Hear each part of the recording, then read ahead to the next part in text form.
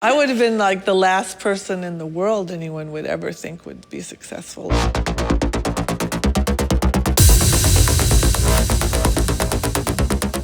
I'm Lauren Euler, and for this episode of Broadly Meets, we're talking with Marilyn Minter in her studio in Midtown Manhattan. Marilyn Minter's iconic paintings, photographs, and videos are often very big and very erotic. Minter grew up in the South, and her first serious artwork focused on her mother, who used a glamorous physical appearance to mask a drug addiction. Minter moved to New York in the 1970s, where she immediately began to partake in the famous Manhattan nightlife of the time.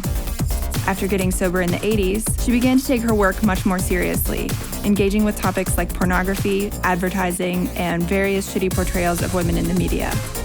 Minter has had several solo shows, and her first retrospective, Pretty/Dirty, is currently traveling across America, and it will be on display at the Brooklyn Museum in 2016.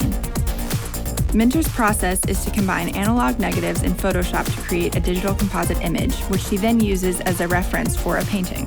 Minter and her assistants work directly from this new image, applying many layers of enamel paint to an aluminum canvas. It can take months to create one artwork. This is a beautiful woman who happens to have wrinkles. Okay. And they don't exist in the culture. I wouldn't say any of these wrinkled beauties would be considered sexual. Mm-hmm. I would call that one sexual, though. The mouth, yeah, I realize that there is sexuality in a lot of my images, but it's not the majority of my images. Right. Nobody writes about wrinkles or pubic hair. And the pubic hair, I never tried to make sexual, I just tried to make it beautiful. Like, can we go look at the pubic hair? Sure. This is called thigh gap. I'm gonna put it in my show. Okay. Yeah, I think it's great. And then this one I'm gonna start. You haven't started. No. Is it gonna be on this board? This one, yeah. Okay. Do you have a name for like what phase of the process? She's this first coat. First coat. It's gonna be a long time before that's finished. Okay. I saw people hitting it with their fingers over and over and over again. Yeah, that's how we soften it. Okay. This is the last layer. He's a finisher, I'm a finisher, there's one other finisher. Okay. Is it ever difficult to shoot intimate? Not anymore. Not anymore? No, but it was when I first started. What do you mean? First time I shot. Right. Pubic hair. Was it like... Terrifying. Well, how were the girls, though? She wasn't a model. Okay. She was my practice. Okay.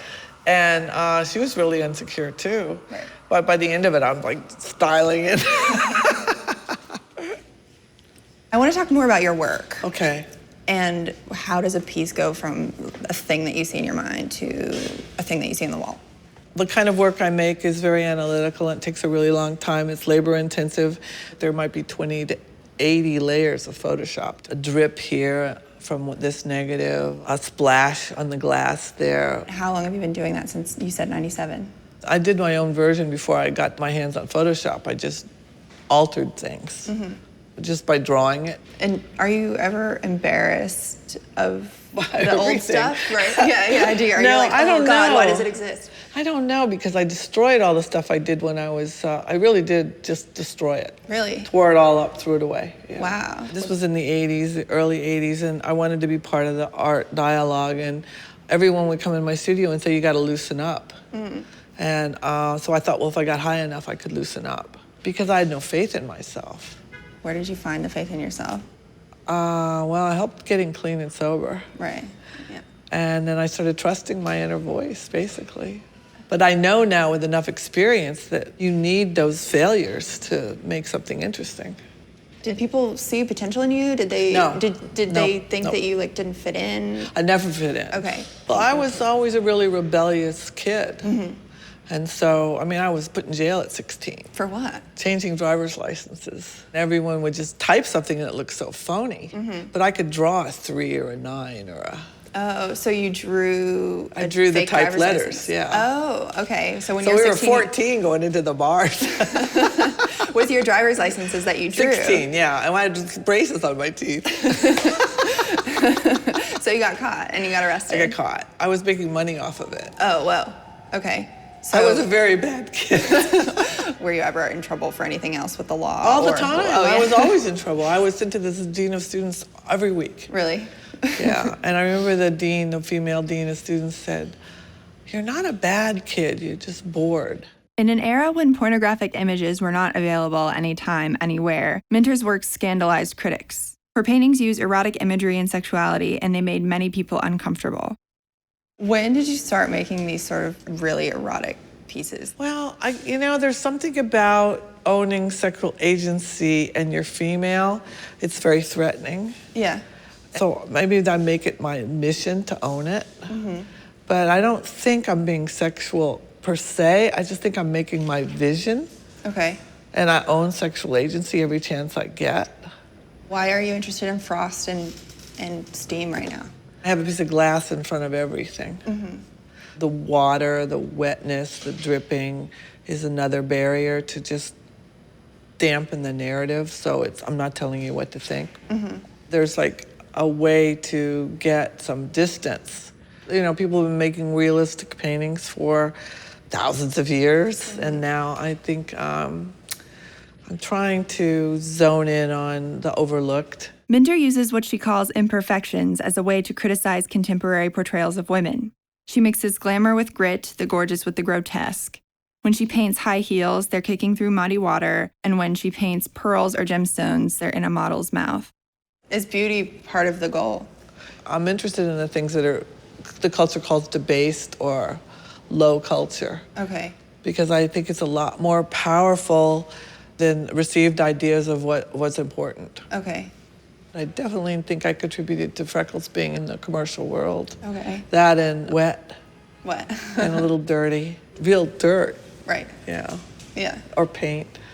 So you talk a lot about imperfections, and that's what you like to bring out in the freckles and the sort of dirty stuff. If I came to you and I have a lot of money, say, or you just saw me in the street and you were like, I want to make a painting or a photograph of you, what would you want to make a photograph of? I wouldn't. You're too pretty. Yeah, you too. Who wants to see another picture of a pretty girl? So I'm not interested in doing anything that tells you exactly what to think. Mm-hmm. And when I get criticized, it's usually because I'm not scolding.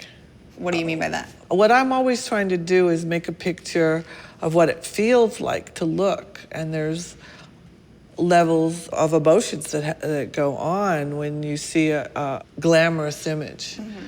It gives you enormous pleasure. It gives me enormous pleasure. At the same time, I know I'm never going to look like that, and nobody really looks like that. So there's this love-hate thing going on. And there's even a little shame because you should be looking at things a lot less shallow than glamorous images.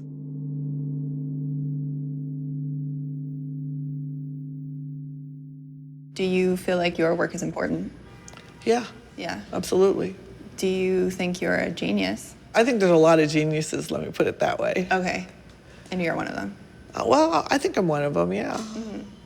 But like I said, there's a lot of them. Mm-hmm. I could name 20. Yeah. Yeah, right off the top of my head. I think it's, there's plenty of people making marvelous things, just things that make me glad to be alive. At what point did you realize you'd sort of made it? I don't feel like I've made it now. Really? Yeah. But don't Beyonce and Jay-Z have one of your paintings? Yeah, in their they have a house? few things. Yeah.